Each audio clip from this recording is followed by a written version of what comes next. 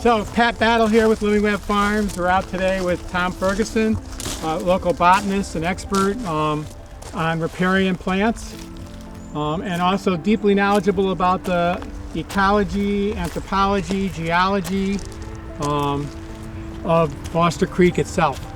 And so we're going to go down, we're going to take a look at an interesting community that's part of our watershed on the South Mills River, which is the other water that bounds this farm, our North Farm.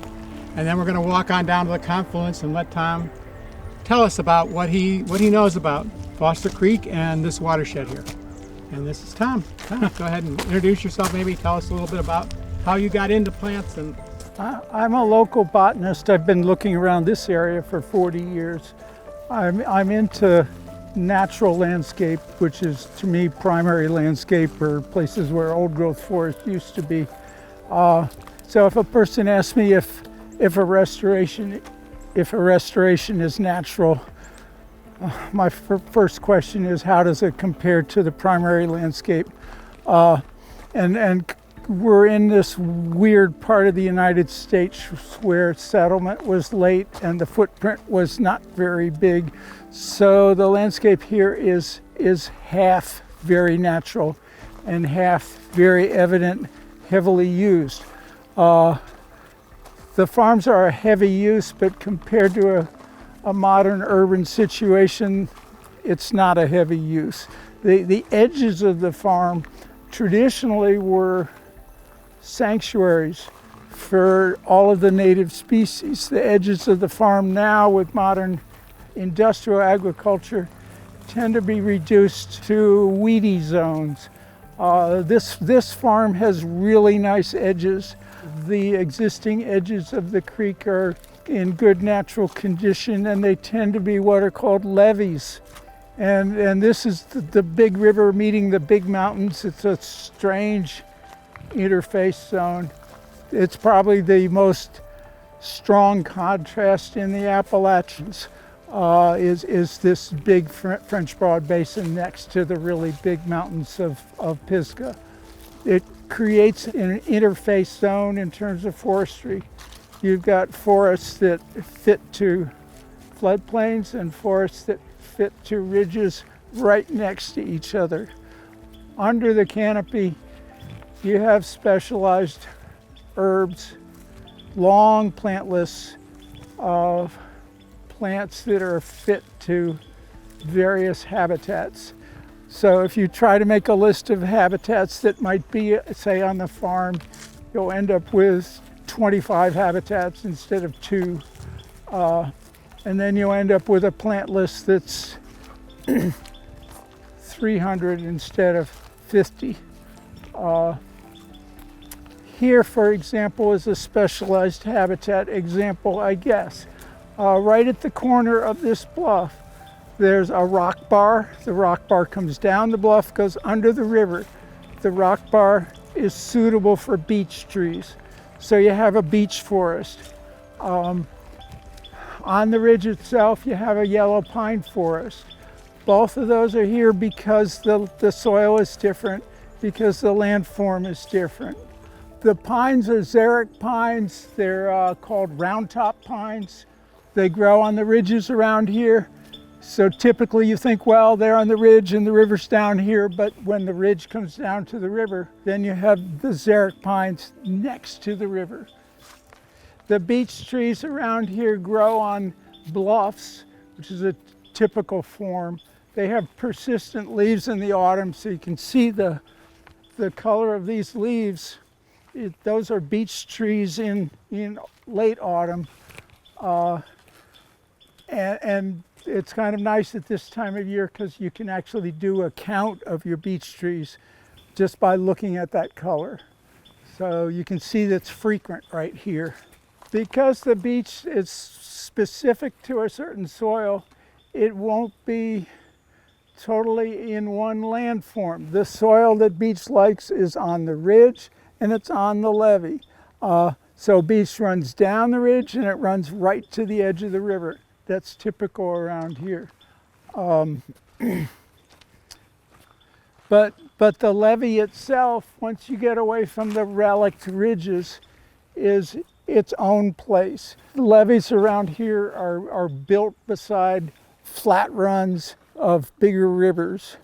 In a big flood, this is considered floodway and flood zone. The water comes up over our heads and is going generally towards the center of the basin and is dropping sand. So it's picking up sand and dropping sand. That builds the levee. It's been going on forever. It's changed recently because the floods are more intense and there's a lot of bare soil with logging and farming in suburbs. So the sediment loads in the river now are probably higher than they've ever been.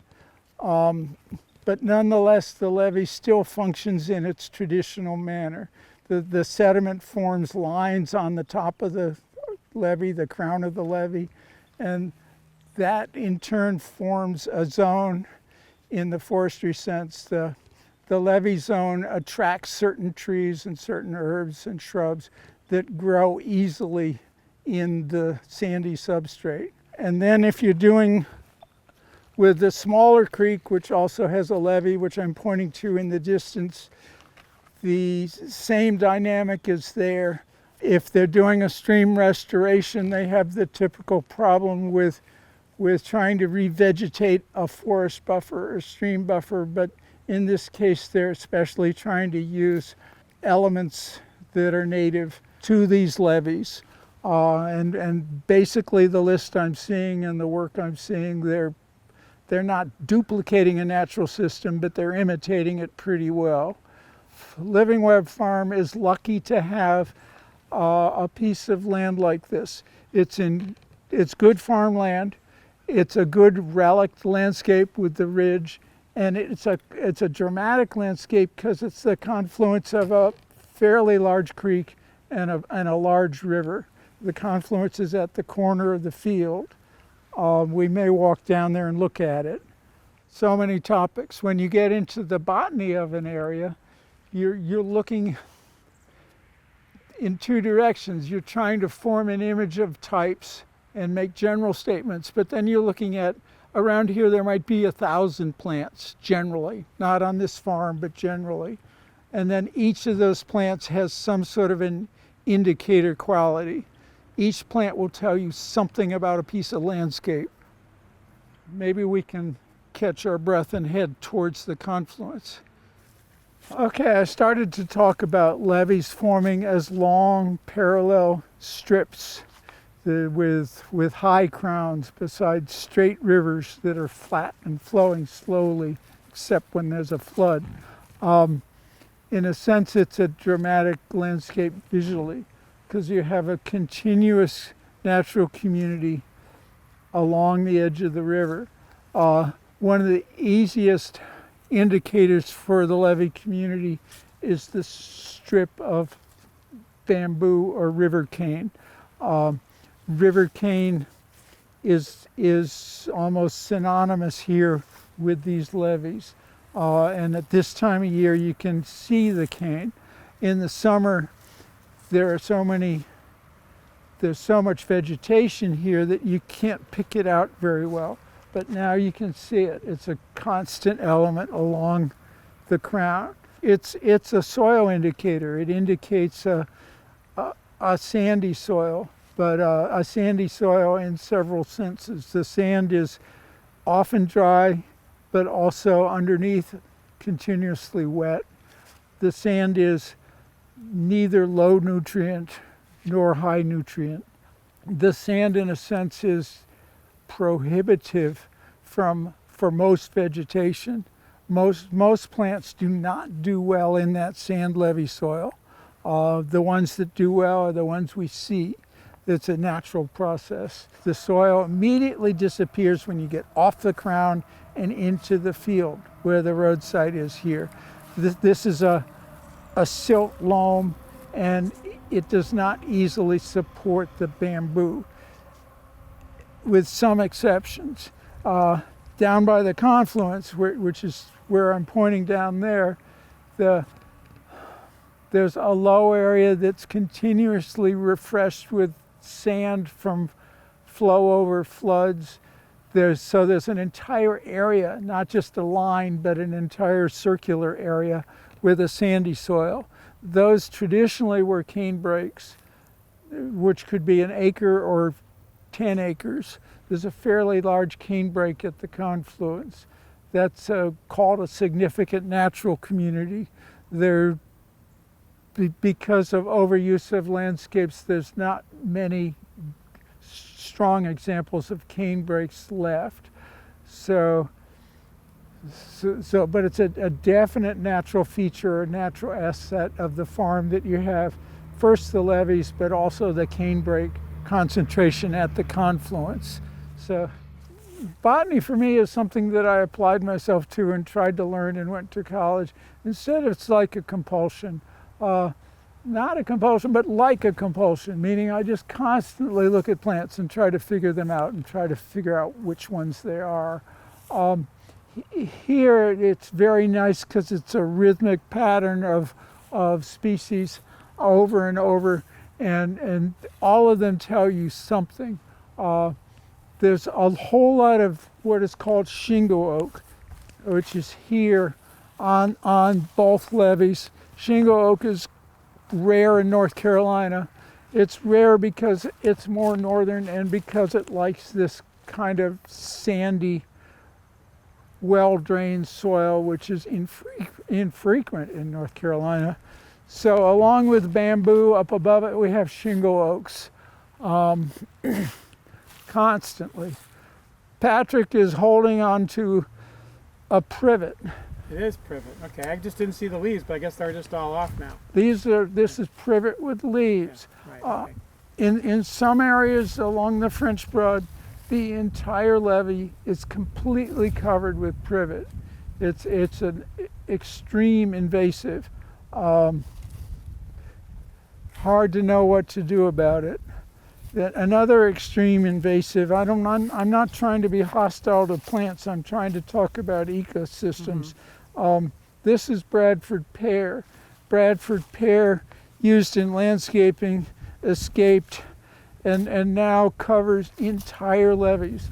You can find areas where almost the only tree or shrub is Bradford pear. And here they are, the twins, the privet and the Bradford pear. With a touch of bittersweet getting ready to grow over all of them.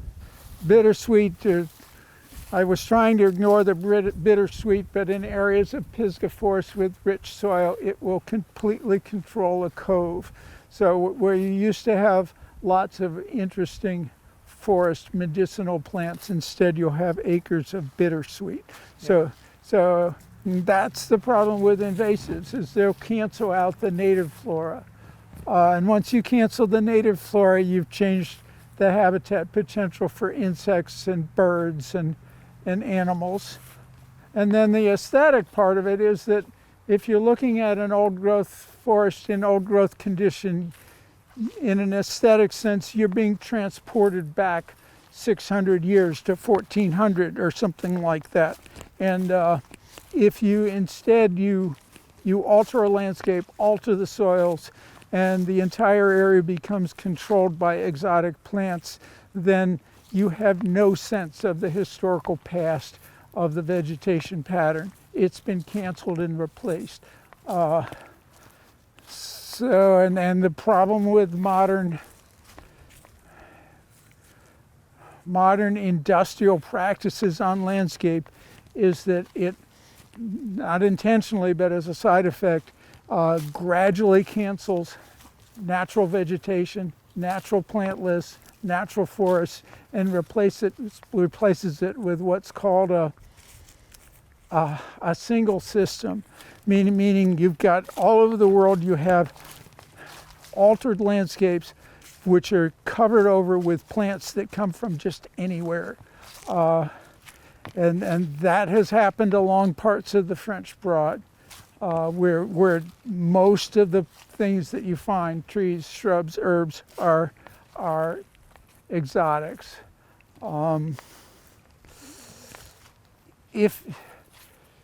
And there's always some use for any of these plants. So it's not that the plants themselves are faulty. It's that the system of land use is too disrespectful of natural landscape patterns. And that's maybe why Patrick tolerates me walking around the farm, because I'm trying to I welcome you.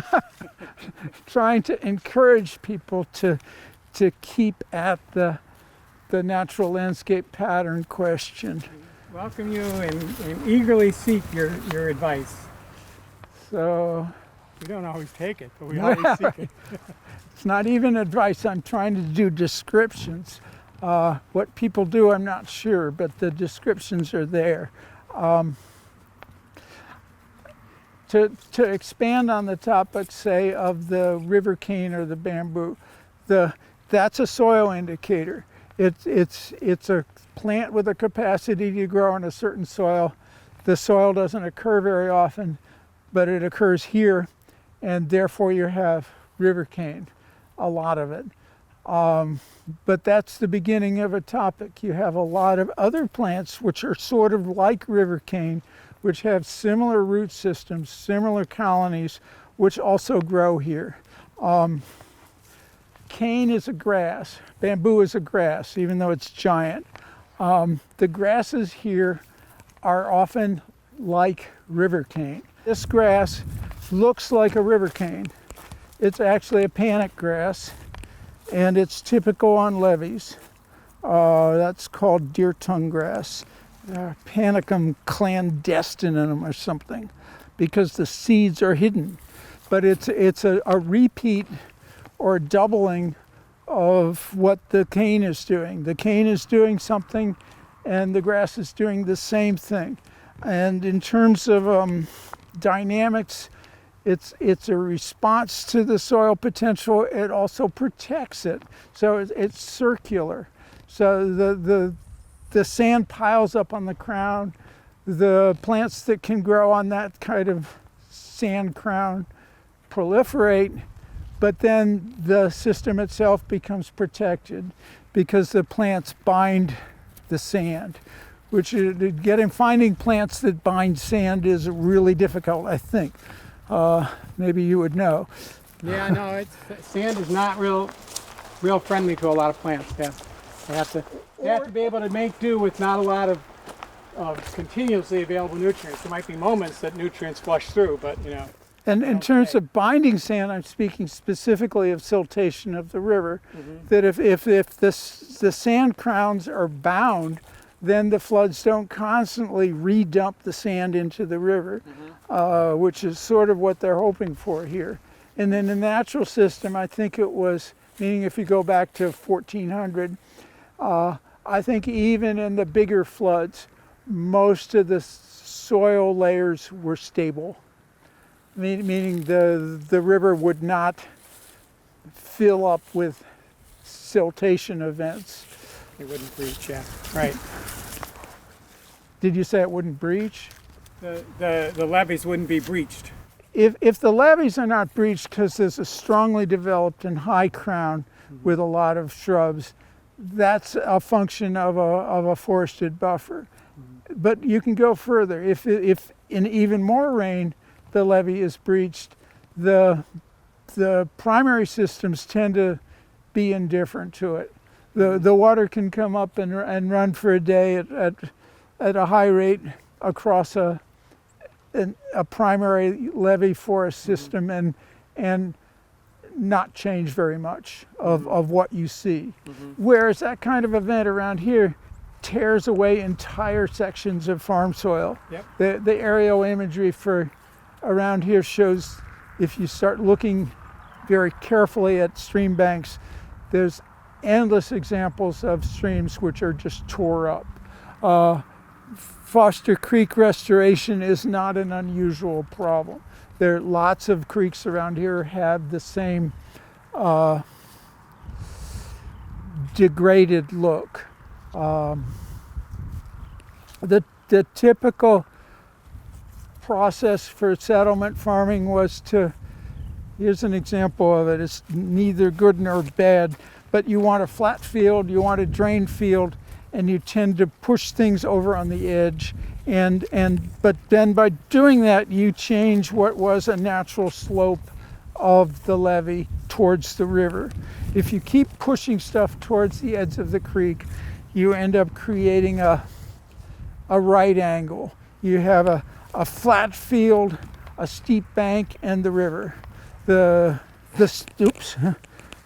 steep bank is never going to be stable. It's not a natural feature. And again, if you look at the aerial photos, if you just look across the river here, you'll see it. That steep bank probably is not what was there in 1400. There's a confluence there. I didn't know it was there. So there's a small creek that comes in. You're at the moment filming a tree falling across a confluence between the river and a small creek.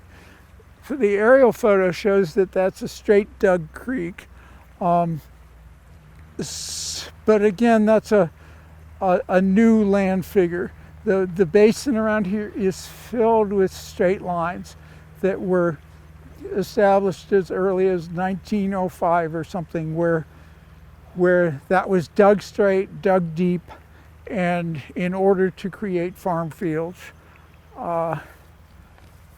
Can't prove it because we can barely see it, but once they do that, yes, they have the farm field, and yes, they have unstable dynamics of the edges of the creeks and the river. So one of the weird things about the French Broad Basin is it's such a big example of a landform alteration that it takes a while to even grasp or describe what's happened. It's notorious for being a large area of canceled wetlands, meaning hundreds of wetlands, hundreds of acres of wetlands, all canceled by farming. And canceled because the wet areas were drained by ditching, and some of it was done early and was government sponsored. Some of it was done very early and was done by slaves. Ditching has been a preoccupation of farming in this area since the 1700s. The result is that they have some of the best farm soils in the state. The result also is that the natural system has to some extent been canceled. That entire group of basin wetlands is mostly gone. It's like what happened in prairie areas, where the prairies were suitable for farming. They dug out the prairies, and now if you want to find natural prairie, you can barely find it.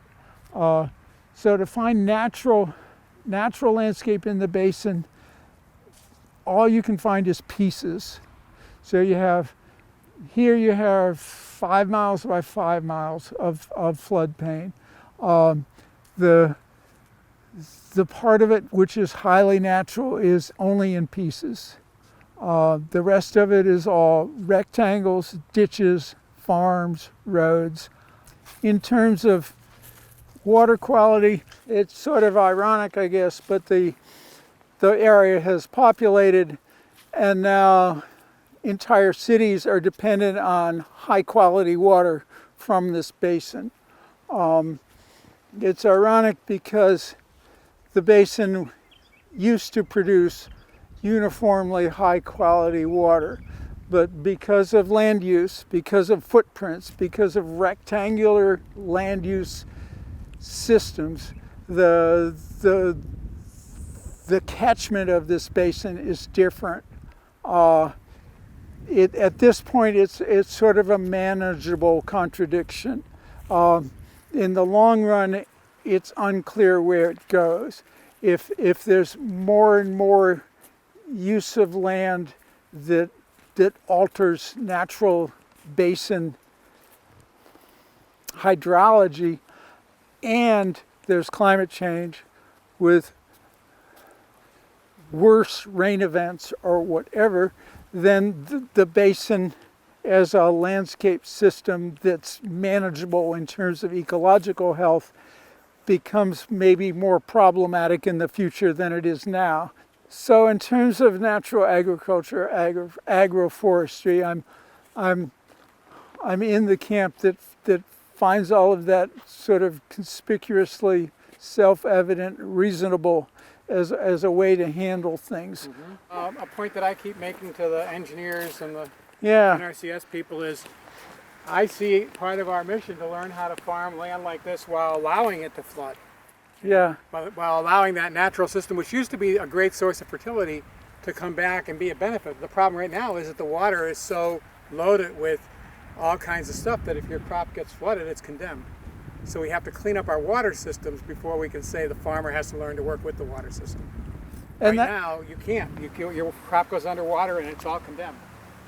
But if we stop, having all kinds of heavy metals and chemicals and stuff going into our water, all kinds of human waste and whatnot going into our water, then when the floods come through, they're nothing but nourishing. That used to be the system that kept all kinds of peoples fed, was they lived on land that flooded regularly and they benefited from it greatly. right. And maybe a minor example of that is if you're into wildcrafting wild greens, and there's a flood and the wild greens that near the river are covered over, and then you come back and they're covered with mud.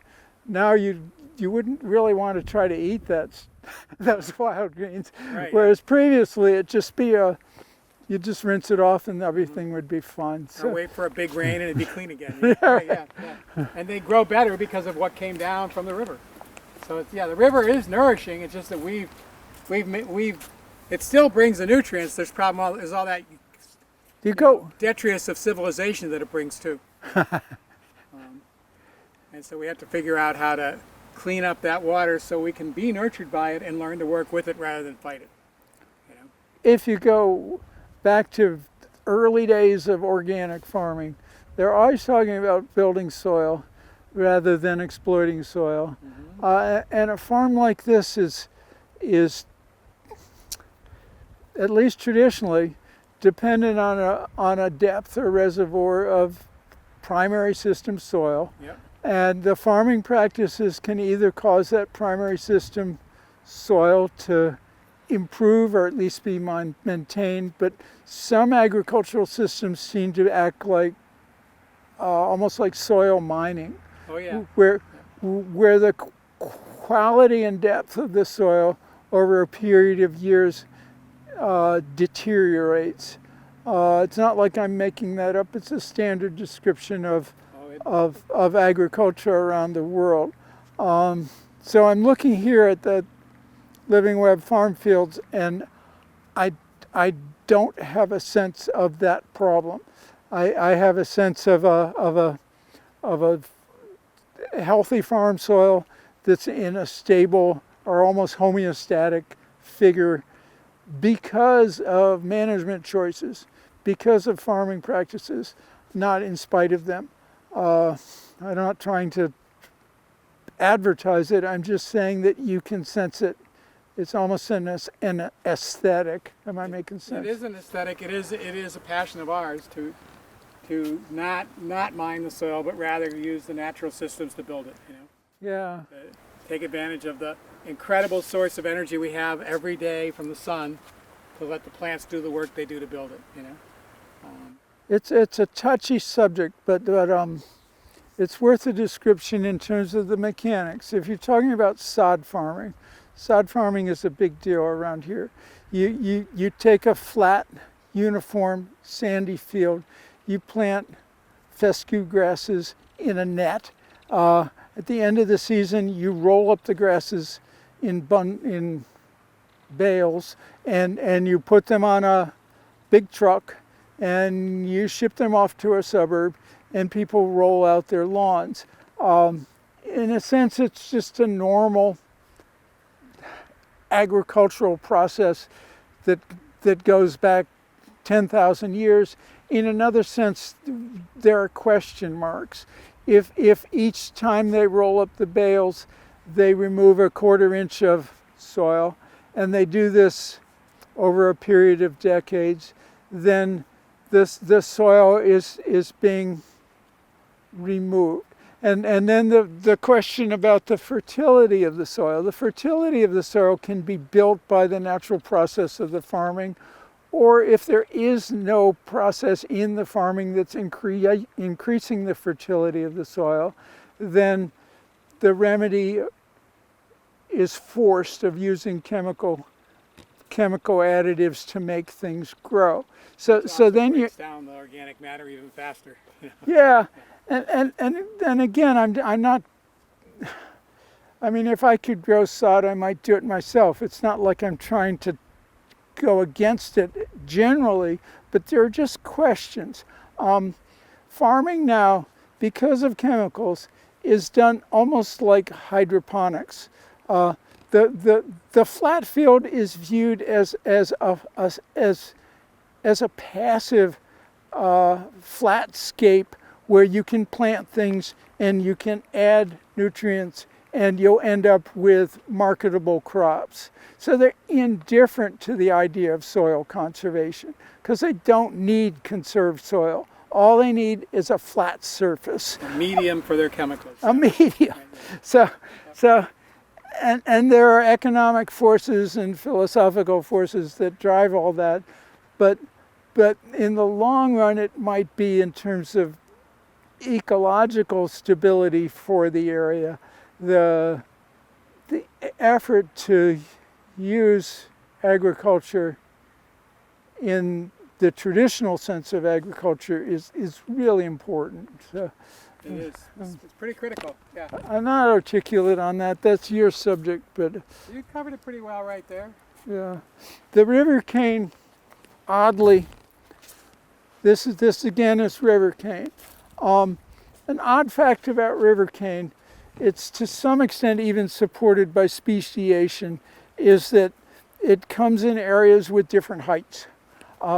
This river cane is twice as tall as what we saw further up. Yep. And it has something to do with what river cane needs. If what it needs is completely optimum, we start to get bigger and bigger river cane. These river cane down further on the river go to 15 feet. Here we're at more like 8 feet. The Native Americans, currently the Cherokee, were always using this cane. It can be used for baskets and can used even for structural materials because the bigger cane is even a building material. And in terms of, I talked about a contrast between circular areas of cane and lines of cane. The lines of cane, as we approach the confluence, is becoming a more in a circular area figure. But what happens there is you start to have a natural cane break with an interior, meaning you can push the cane and you can go in the middle of it and you're in an area of cane, almost like with Asian cane, which can be a problem around here.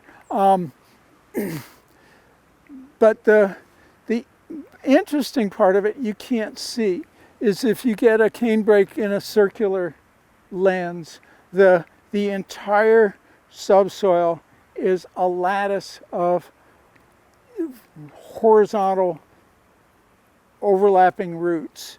Very hard to dig, very hard to move this cane, but it's just a natural feature that's interesting.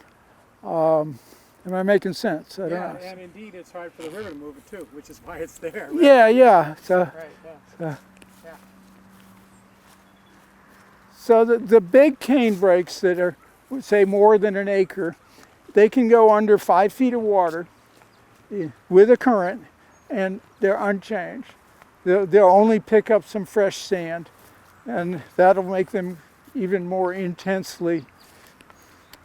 So we noticed, or Patrick noticed, a couple of mounds. I don't think they're Native American mounds. I don't think they like to put them on riverbanks, but it might be that when they confronted the confluence, they dug it straight and dug a lot of material out, and they didn't know where to put it, so they piled it up along the river over here. In fact, typically, now that I think about it, in the French Broad farm fields, there's some area with big piles like that. They would get excess material, and they wouldn't know what to do with it. They couldn't farm it. They couldn't spread it on the field. They'd just move it over on the corner of the field next to the river. So I've seen these before. So it's very low chance that's a natural mound.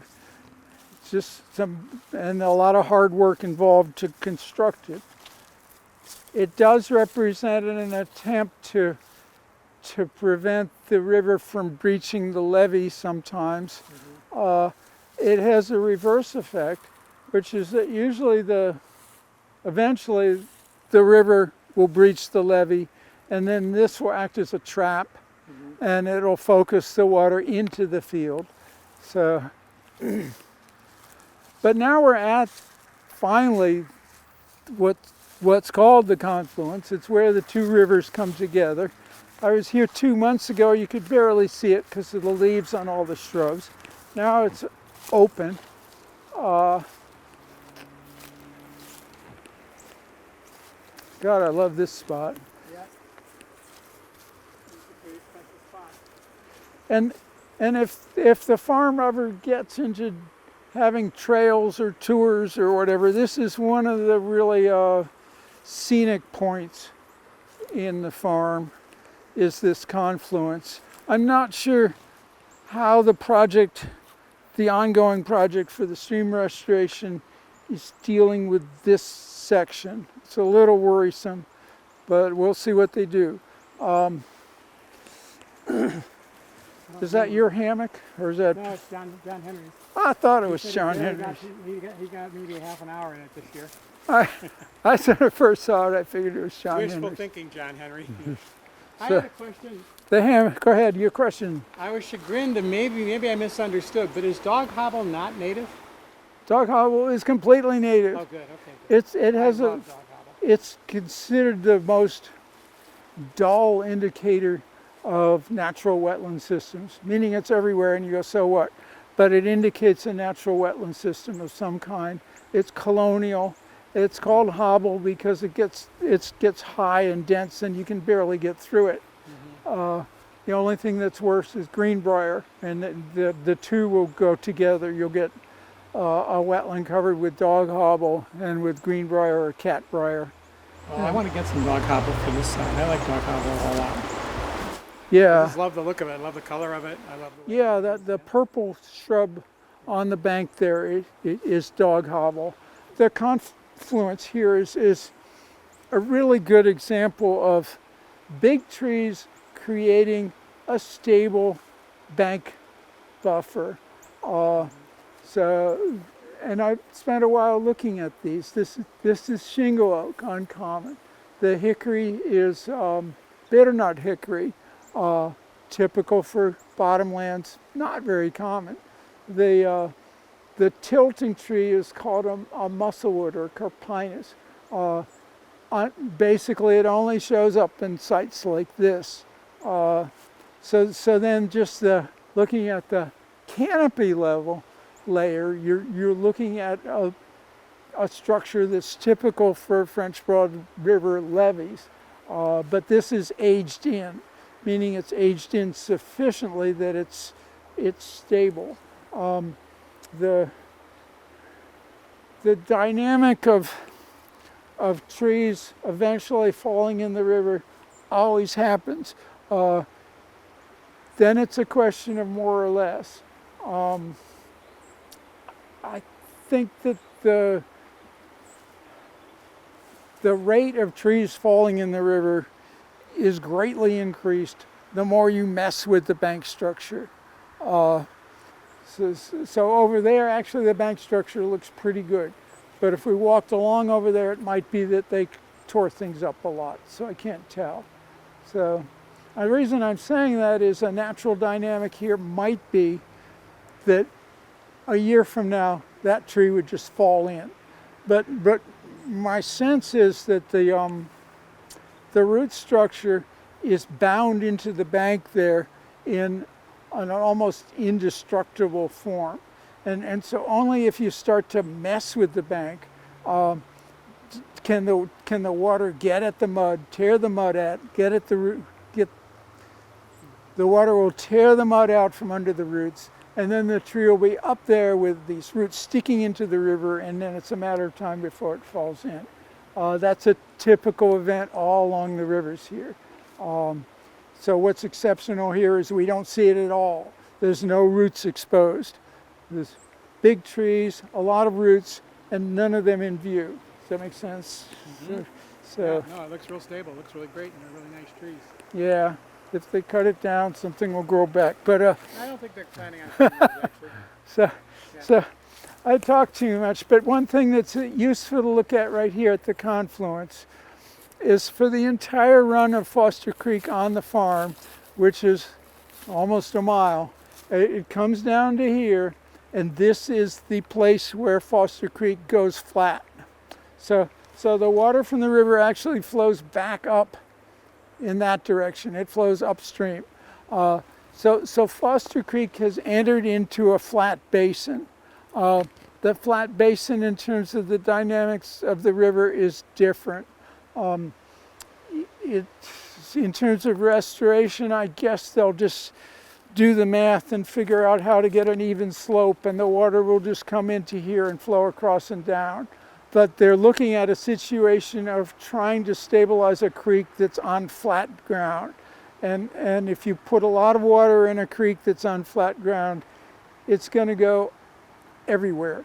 Does that make sense? So, yeah. In terms of the primary system in 1400, this would be a low section of bottomland forest. The bottomland forest 600 years ago was mostly not underwater in floods, occasionally. The low sections were often underwater in floods. So there was a low section of bottomland forest down here, and it was often submerged, meaning 2 or more times a year rather than once every 3 years or something. You never know what the numbers are. And then the lowest sections of this, you call it a depressional wetland area.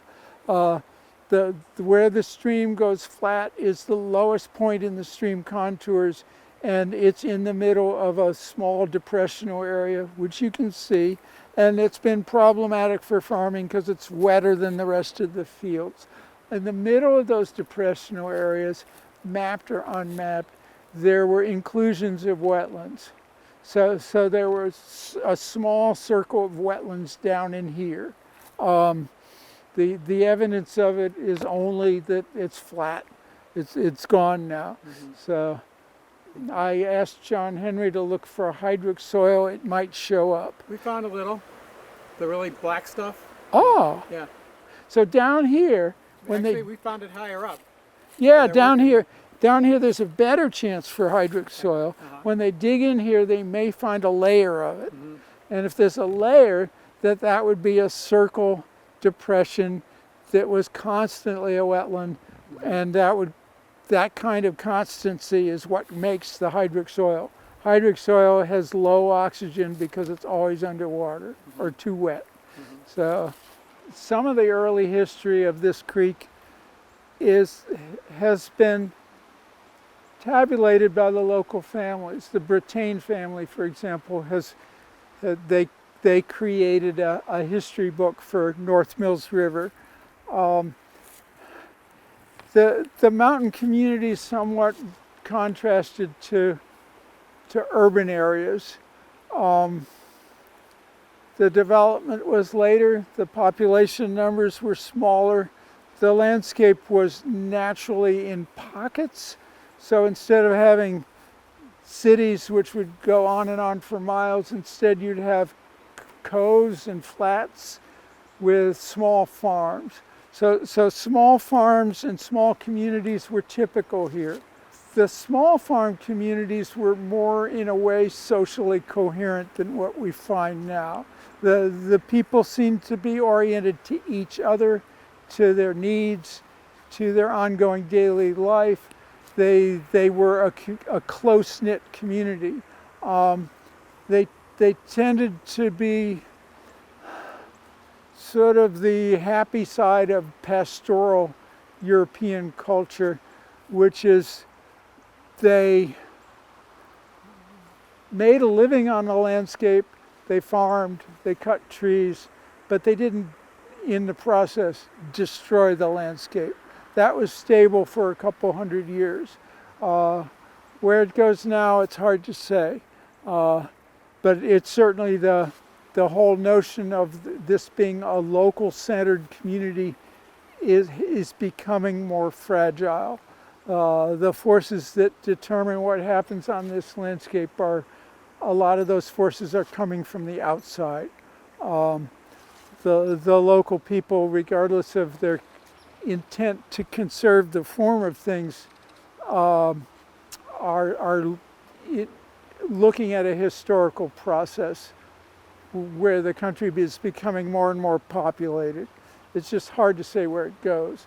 But that, again, to keep going back to it, again goes to progressive landscape forestry and farming. If the farming somehow respects and maintains the natural landscape, and if the farming somehow integrates to local communities in terms of people having a place to live and things to do and ways to make money, then the farming makes sense in a social sense and an ecological sense.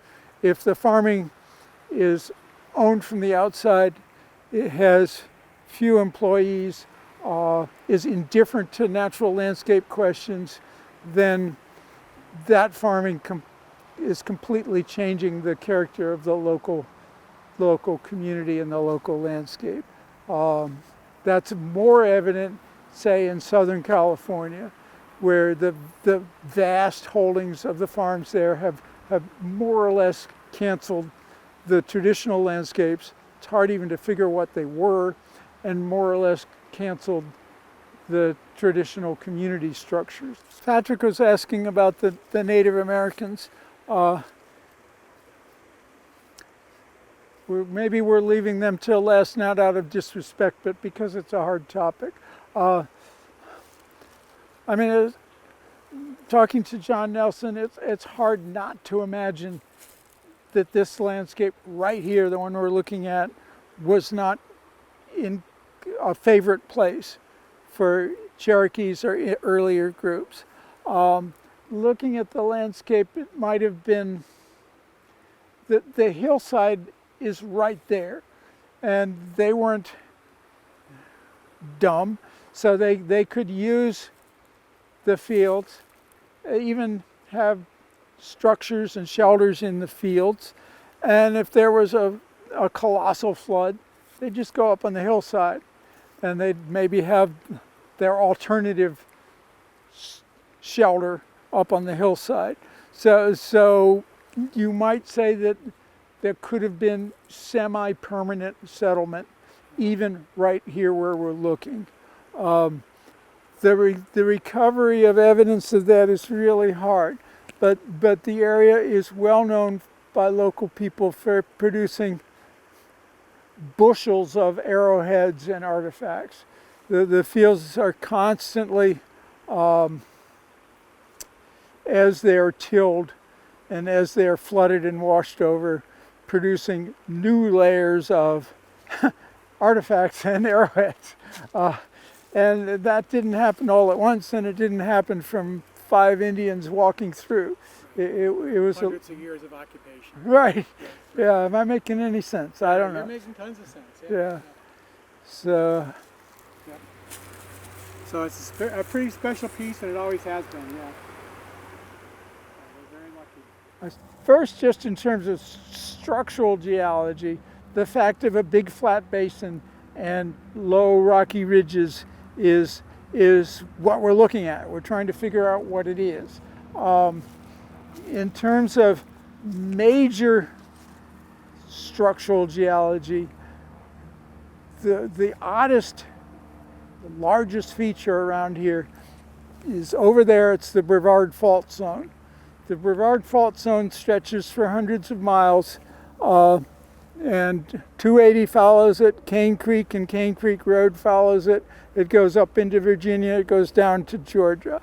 The Brevard Fault Zone typically bisects the mountain ridges, which happens right there. It represents, and this is where I don't know the geology, but the explanation for the big features, the mountain ridges, the basins, the fault zone, is to me obscure and difficult questions about tectonic plates and subplates, and I don't understand that very well. But in terms of like landscape formation from the point of view of geology, then you're talking about surface processes.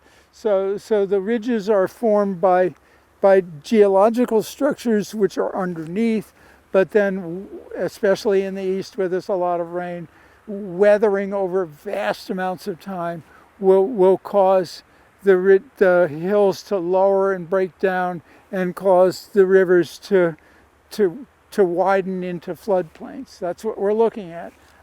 And then again, it's special or privileged to be in a place like this where we're exactly at the juncture between alluvial basin and relict ridges.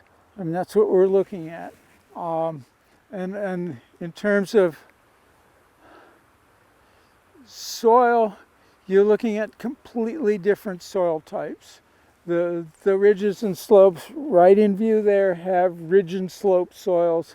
The alluvial flats have alluvial soil, and the alluvial soil simply means it's the old Latin word for river or something, that the river over large periods has flattened an area and carried down layers of soil, so that here, to find bedrock, you might have to dig down 30 feet. And then you would have a terrace or a lens of deep alluvial soil, which we're standing on. It almost bounces. It does, doesn't it? Yep. So, and in terms of natural heritage from an economic point of view, these what you call it, settings, produce these ideal farm soils, and then that's great because people get to do a lot of farming. But again, it's good to step back and just realize it's a natural setting, a natural process, and to try to use it in a way that's conservative of the natural form and the ecological structure. Those are empty words, but maybe they mean something. So. Quite a bit, yeah. We're still learning what they mean, but we at least want to learn. You know? So we're right now in the middle of the depressional wetland basin. This is the lowest point on the fields. It's the flattest part of the creek. The creek is gone to anarchy. It's going left and right and tearing away mud and eating into the field. From the point of view of farming or water quality, the creek is being very bad. But from the point of view of natural landscape, it's a natural process, but a natural process that is in a different form because the old swamp forest is gone, the old buffer forest is gone, and the dynamics of this section has become more aggressive in terms of what they call mast wasting. The creek will eat soil from the banks. There's an odd point that I think of at the moment, which is that this particular, where I'm standing, this particular, in a flood, this low area is under the influence, so to speak, of two different water flows. You've got water coming in from the small creek. It's going that way to the south. And then if the big river, the Mills River, jumps the bank, it's going to go towards the east. So you have a situation where there's a creek running north-south that is going to be overflowed by a flood flow that's going east and west. It's a strange dynamics. It's pretty common in the basin. In terms of... You also have whatever runs off the field too, right? What? You also have whatever's flowing off the field because this is a slope that comes this way. Yeah. So I'm not able to even get the basics of stream restoration engineering, but it does pose interesting questions. If you restore a creek with a linear path or a meander linear path, and it's subject to big cross flow, that's to me a challenge to the system, or at least a new set of factors. Am I making sense at all? So, and this, by the way, I've seen this. If you come out here in the biggest of floods and you park over there, you might not see this, but I've seen people get in their boats. So you can. Well, this is called flow zone, and the flood zone is the maximum width.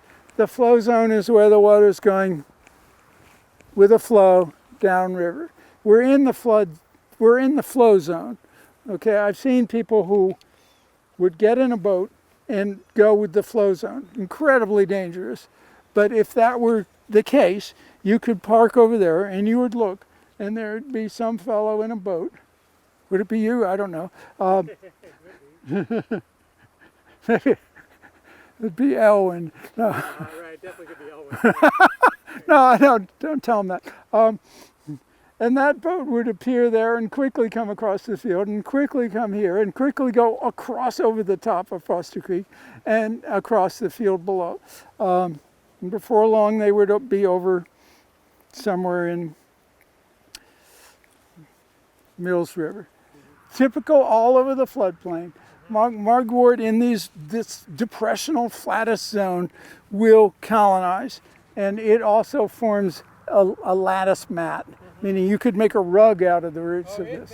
But it's almost an indicator of a depressional spot. So, and I've tried. If you dig into this stuff, it's quite remarkable. Oh yeah, I know. I dug into it and dug and dug and dug. It's one of those Medusas, you know. Medusas. I like that term.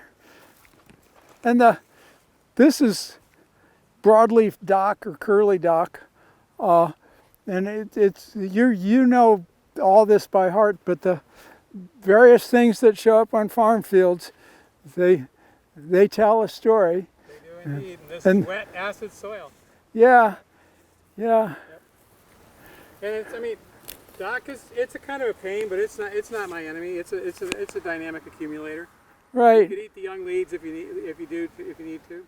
There's a forestry term, limit factors, which is limit factors are if something will not occur if something else is not present. Mm-hmm. So whatever it is that most plants want, after it's been mowed, they're not doing well except dock, mugwort, and the grass. Yep. So the idea is that the stream restoration will somewhat improve the drainage here, and the usability of this little fringe of field will increase. So we'll see what their plan is. If they think this area is liable to flood, it'll just be left to pasture. Then, we won't try to. We're not going to grow crops where it floods. Right. We'll just grow pasture crops. Though we may eventually look at growing forage crops in the pasture crops. So here's a clue. If they dig down 4 feet or something, and you find a hydric layer, the hydric layer from the point of view of reclaiming farmland means probably you're up the creek, because the areas in the county that have the best showing of hydric lenses are the lowest areas and the hardest to reclaim. In which case, we'll just let it be pasture. I'm not saying that's true. Yeah, right, no, right. If nature insists on having it one way, we'll figure out how to work with that. Well, to put it another way, the hydric depressional areas can't be reclaimed unless you're willing to pump water uphill. Right. Yeah. And we're not. If you want to do that, then okay. So, I said initially that the depressional parts of the field were, in terms of looking at bottomland forest, you have the drier parts, and then you have the lower parts which grade towards swamp forest. In terms of a natural restoration, which is always counter-economic, you could decide to have a forest buffer here that was 100 feet wide instead of 30 feet wide. And then long term you would lose the marginal utility of the farm field in the 100-foot forest buffer, but long term you would end up with a unit of almost swamp forest. Well, and as a culture, we might decide to pay farmers to do that. Yeah, exactly. That's the way the economic. The best use for this land, Right. And then I'd say, can we also get some nut trees in there and some pawpaws in there and some things that can then provide sustenance if people need it, In terms of, we both knew Chuck Marsh. Chuck Marsh was really good at crafting and finding long lists of trees and shrubs which were already here but also ended up being really useful for mast or fruits or whatever. So we're kind of lucky because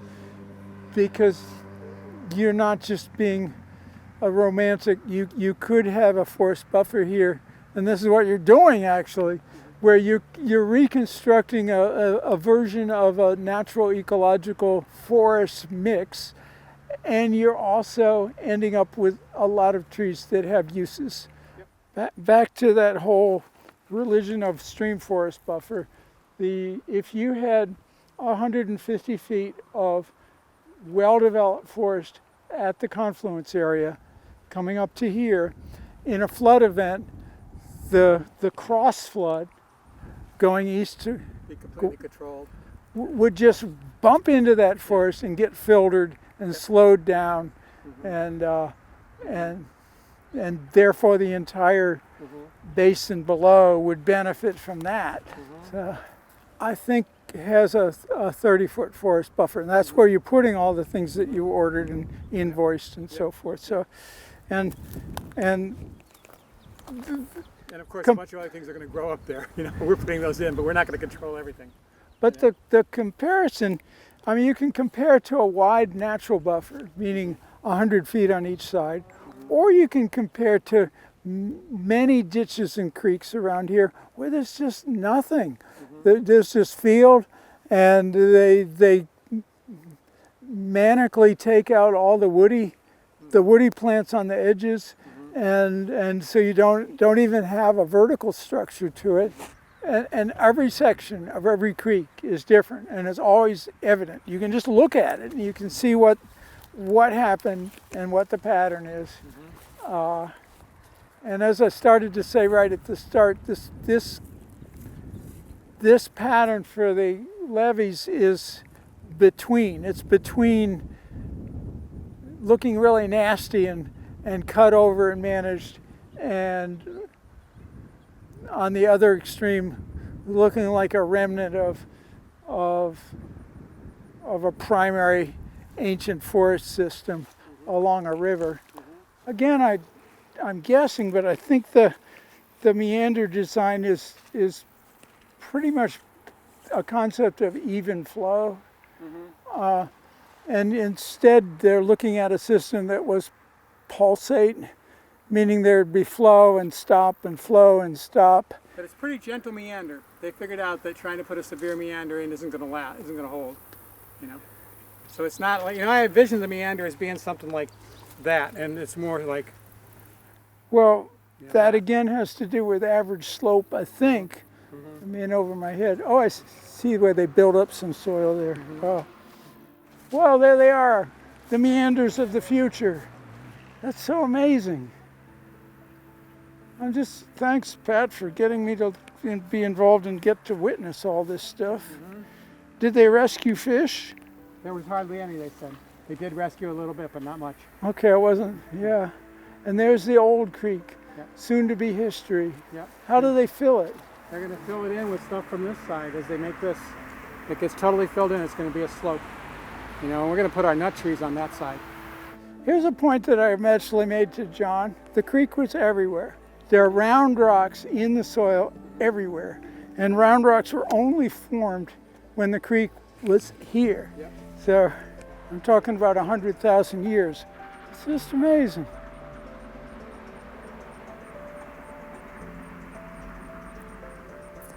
A lot of planting to do, though. We got a lot of planting to do. Are you equally designing to plant the far side of the creek, or are you going to let the highway figure that out? Or? No, we're going to plant the nut trees on the far side. Okay. Yeah. As long as it's our property, we're planting it. When it gets to the Bryson's property, then we're not planting it. You mean, and that's down there? Down there, yeah. Yeah. Speaking of geology, there it is. The collection of rocks is the collection of evidence of every strata of rock that was ever here. Worn by water and round. The quartz is the most durable and the most attractive. Lots of quartz. But this is, by the way, evidence. This is a schist. And schists are completely different than the granitic gneiss that's typical. Schists are productive of richer soils. So there's a little bit of that tendency on this ridge. Like, see the color, even there you can see it is green and red. And that's that forest typing thing.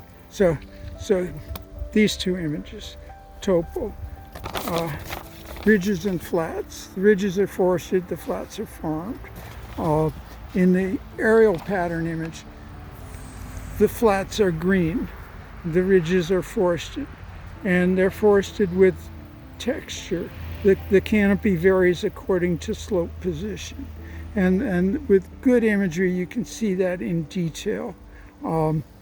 This is shrunk down, but each of these ridge figures has a fitted forest. And if you use a drone, you can spin it and get the oblique or eagle eye view, and everything becomes more real. The whole thing with land description is to try to end up with a sense of reality that imitates what you're looking at. Thanks a whole lot, Tom, for coming out and sharing your wisdom and passion for this land. You know? It's completely amazing to see the stream restoration process going on right in front of us. And you're going to be able to take pictures in time. Mm-hmm. And maybe sometime next summer there'll be a green strip. There'll be a green strip, and there'll be all kinds of things in bloom, and there'll be bugs, and there'll be birds, and yeah, it'll be happening.